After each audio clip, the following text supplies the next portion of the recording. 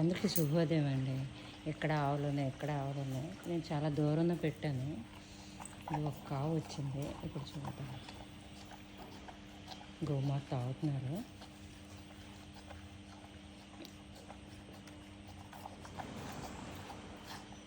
First చూడండి, ఉడికి తినేసింది. ఇప్పుడు ఆకులకి వస్తుంది అన్నమాట.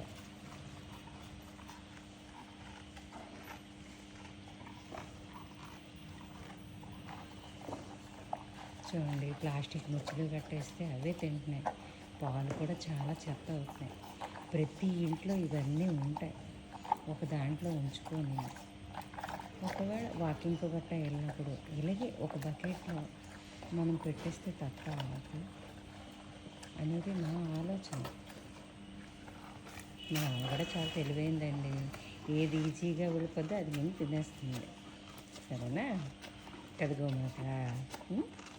నువ్వు బేగ ఈజీగా నవ్వింది. చూద్దాం. ఇప్పుడు జొన్నపొట్టు పొచ్చిలిపై లాస్ట్ ఉంచుతుంది లాంటి.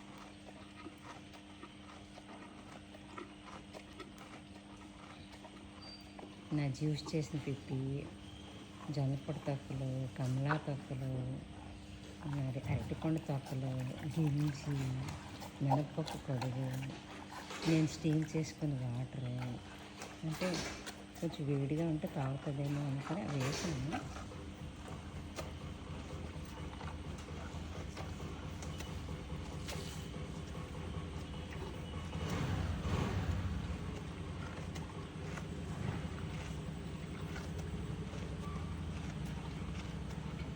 గోశాలకు వెళ్ళి అక్కడ మనం డబ్బులు ఖర్చు పెట్టుకొని అవన్నీ చేసిన కదలుగా కళ్యాణి అని పాలు మప్పిస్తారు.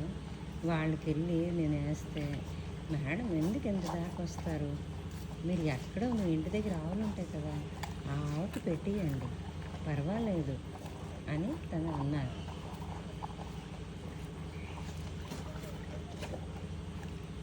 అంటే అక్కడ చిన్న స్వార్థం ఉంది.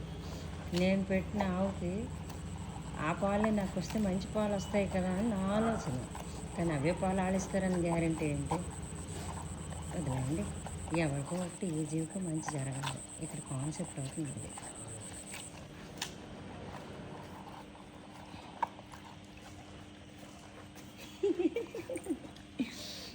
ఈజీగా చూసేసిన వల్ల మనం తినేస్తుంది. తర్వాత మనకున్న బద్దకు ఆవుకోవడం అన్నమాట. చూడండి, ఈ పుట్టికి ఒక్క ఆవు వచ్చింది, ఇవేవి రాలేదు. తను తింటే తింది అని ఒక ఆలోచన. ఇవన్నీ ఉన్నాయి ఇక్కడ. ఈ 4 ఉన్నాయి. కానీ ఇవి ఆవు ఏంటిగా నాకు తెలీదు. ఇది మొత్తానికి ఈ 4 జీవులు ఇక్కడ ఉన్నాయి.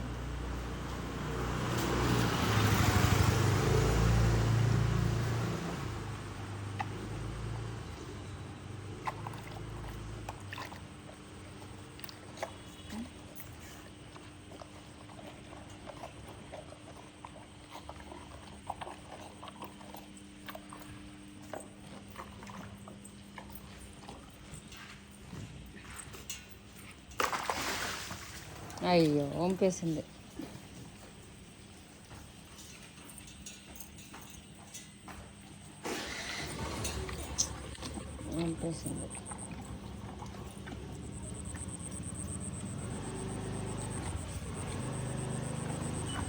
ఖర్చులన్నీ తోసేసింది.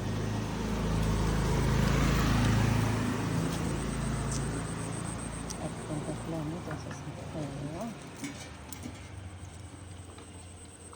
సరే, కొంత కడుపు నిండింది కదా దానికి.